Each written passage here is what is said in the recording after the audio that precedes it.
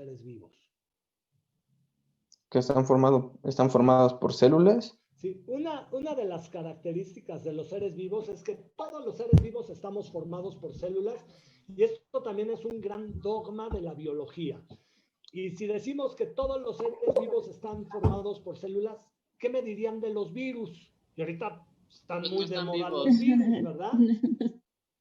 No están vivos porque solo es material genético o algo así, ¿no? ¿De? Según yo, no están vivos los virus. Sí. Y es correcto decir que los virus no están vivos. Los virus están formados por células, de acuerdo con este primer gran dogma de la biología. No. No, los virus no están formados por células. Los virus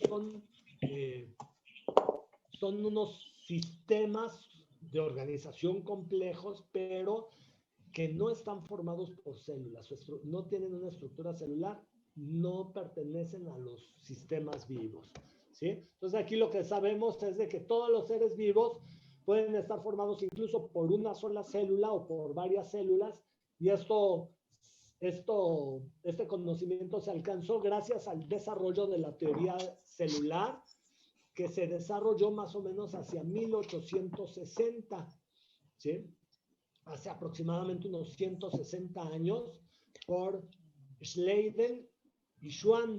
Schleiden era botánico, schwanzólogo, y lo que vieron fueron cortes al microscopio de tejidos vegetales y animales respectivamente, y se encontraron lo que estamos observando en la diapositiva. Pues aquí estamos viendo células vegetales, un tejido animal formado por células, y bueno, todos los sistemas vivos estamos formados por células, ya seamos unicelulares o pluricelulares. Y bueno, ahí lo que tenemos son los diferentes tipos de células, ¿sí? Otra característica de los seres vivos es el crecimiento, ¿sí? El crecimiento y el desarrollo.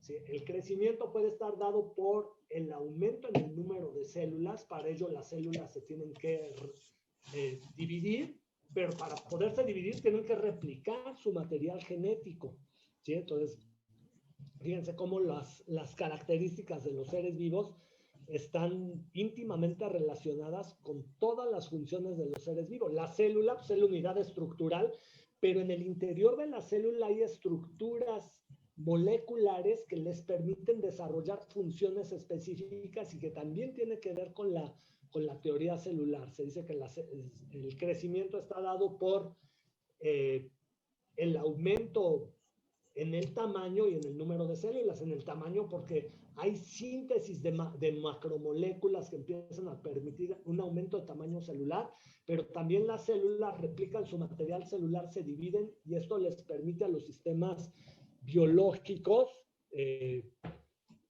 crecer.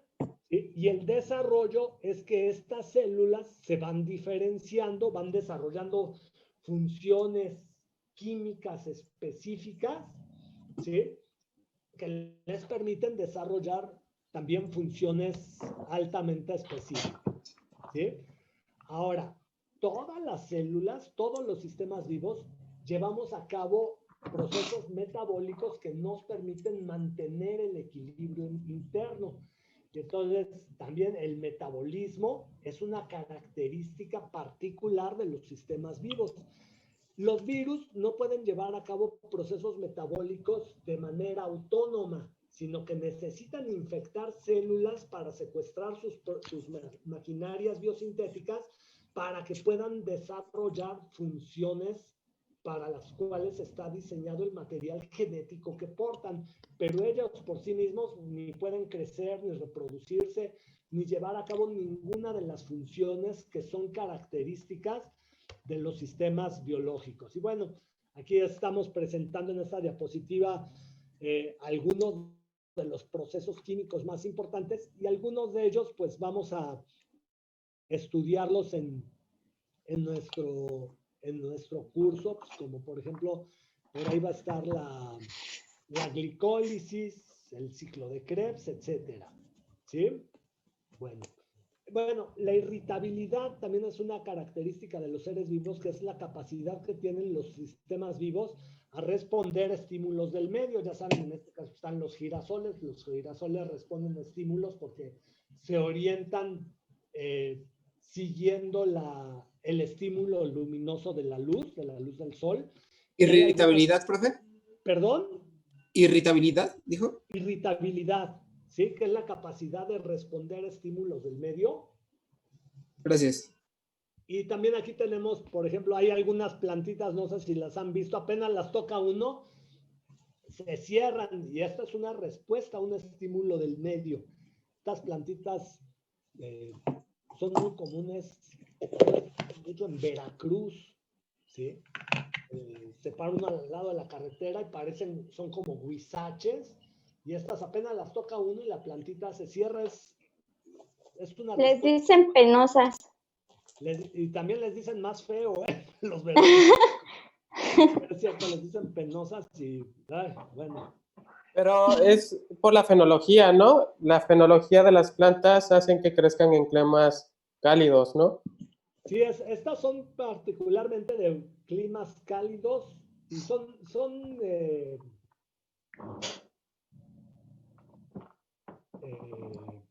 ¿cómo se llama? Y húmedos, ¿sí? Y son muy parecidos. Bueno, y el huizache, pues es como de climas más secos también.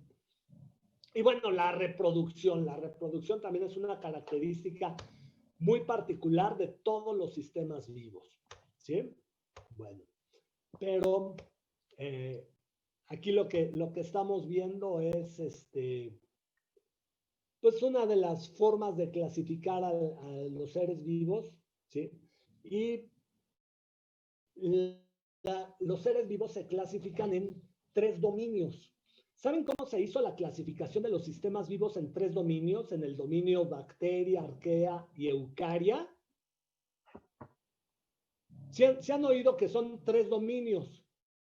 En estos 3 dominios están todos los sistemas vivos. O sea, todos los sistemas vivos compartimos las características que describimos anteriormente, ¿sí?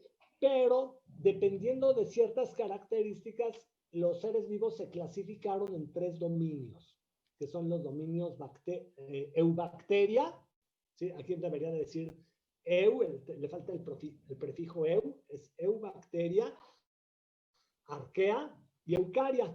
Resulta que eubacteria y arquea son organismos procariontes.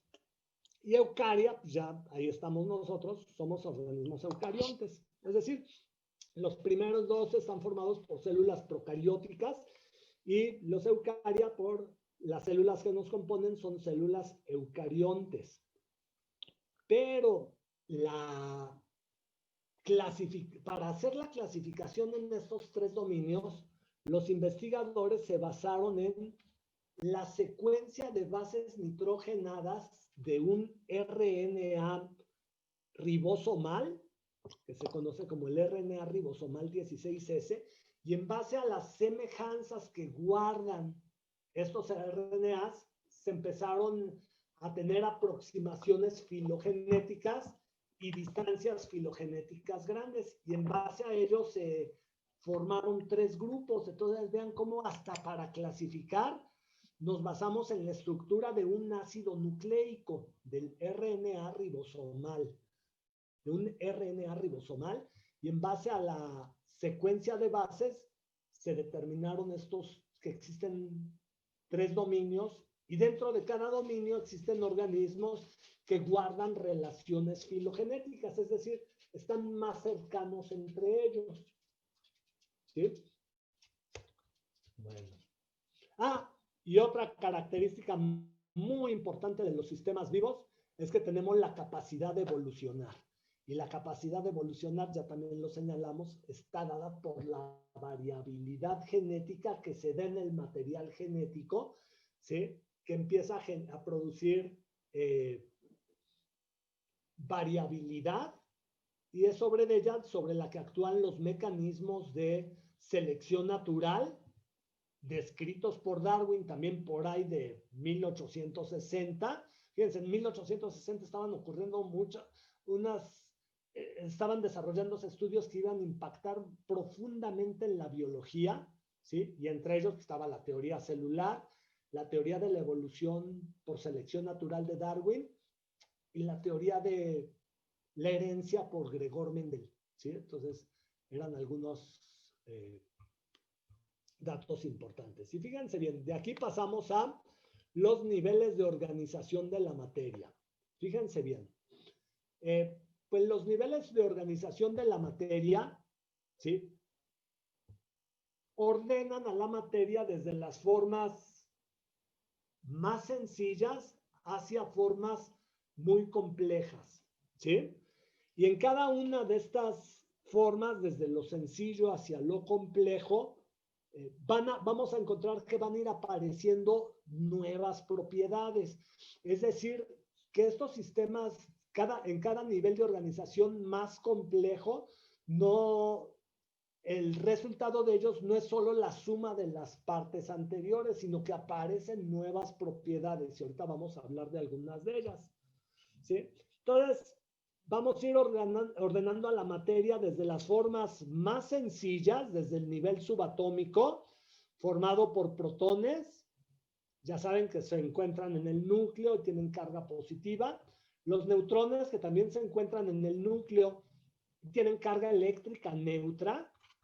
Y los electrones, que se encuentran fuera del núcleo, girando en determinados niveles energéticos, y las propiedades químicas de los elementos dependen principalmente de los electrones de valencia, los electrones que se encuentran más alejados del núcleo. Y estos son los componentes que corresponden con el nivel subatómico. Estos primeros componentes se van a agrupar en el siguiente nivel de organización para formar átomos, ¿sí? Pero también hay átomos muy sencillos y hay átomos más complejos. Los átomos, el átomo más sencillo que existe en la naturaleza y a su vez es el más abundante, es el átomo de hidrógeno. El átomo de hidrógeno está constituido únicamente por un protón en su núcleo y un electrón en su único nivel de valencia. Y bueno, podríamos decir también que el átomo de hidrógeno o el hidrógeno es el elemento progenitor. ¿Por qué es el elemento progenitor? Porque a partir del átomo de hidrógeno se forman átomos o elementos más complejos. ¿Cómo que se forman átomos o elementos más complejos? Sí, porque a partir del átomo de hidrógeno, ¿sí?, por procesos termonucleares de fusión que ocurren en el interior de las estrellas, se van a formar elementos más pesados.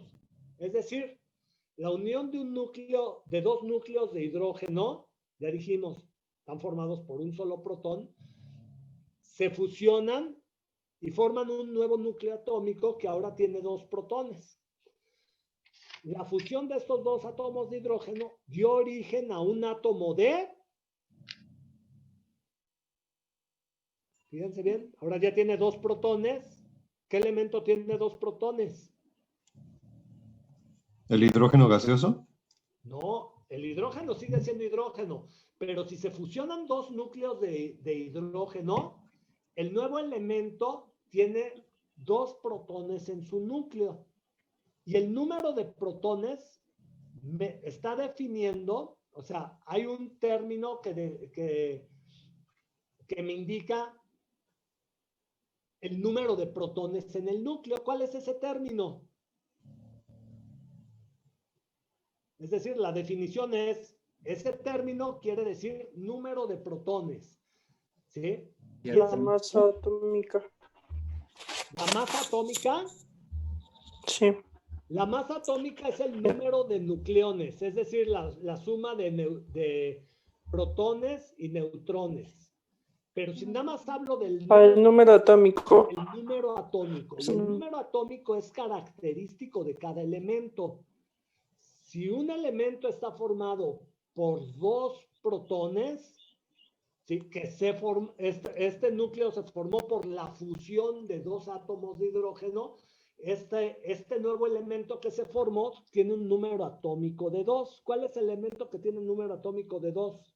El helio. El helio. El helio. Cuando se fusionan dos átomos de hidrógeno, se libera una gran cantidad de energía y esta energía se dirige hacia el espacio en forma de luz. Y esto es lo que hace que las estrellas brillen.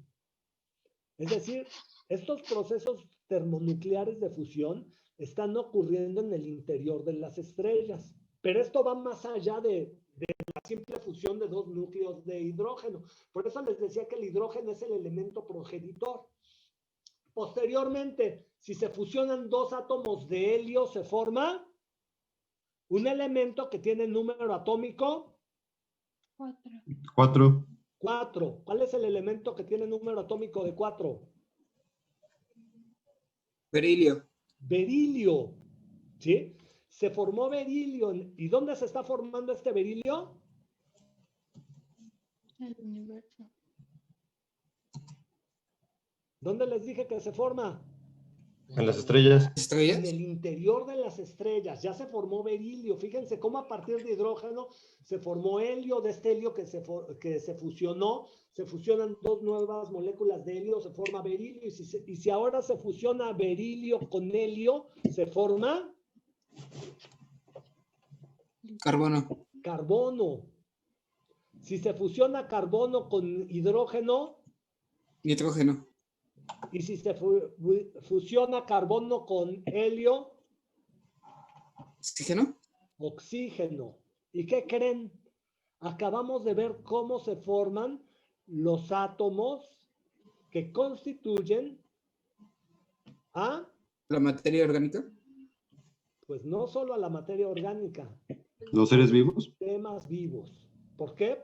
Porque estos átomos de carbono los encontramos en todos nuestros carbohidratos, en todos nuestros aminoácidos y proteínas, en todos nuestros ácidos nucleicos, van a estar formados principalmente por este grupo de átomos que acabamos de ver que se forman en el interior de las estrellas.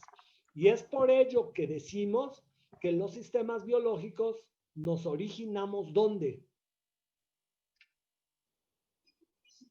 En el espacio de las estrellas. En las estrellas.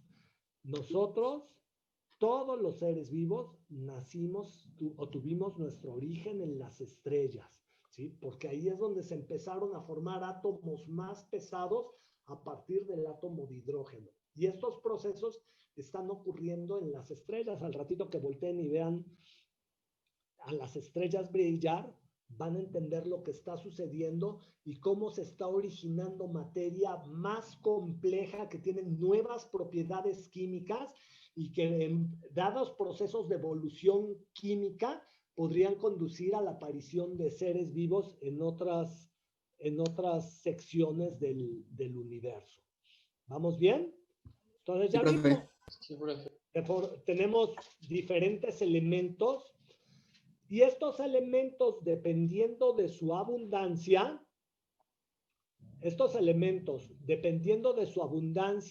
en los sistemas biológicos, los podemos clasificar en 3 grupos. Fíjense, ver, los elementos presentes en los sistemas biológicos los podemos clasificar en 3 grupos. ¿Se entiende? Sí. El primero se llaman elementos primarios. Los elementos primarios ocupan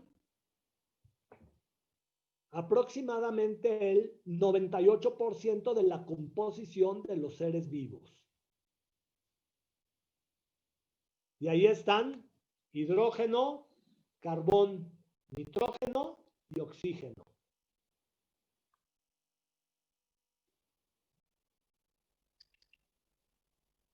¿Vamos bien? Sí, profe.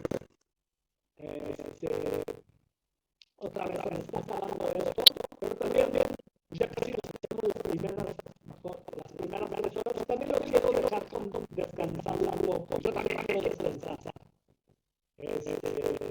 Se me va a acabar la transmisión y casi nada más nos vamos a recordar para despedirnos y quedarnos hasta aquí.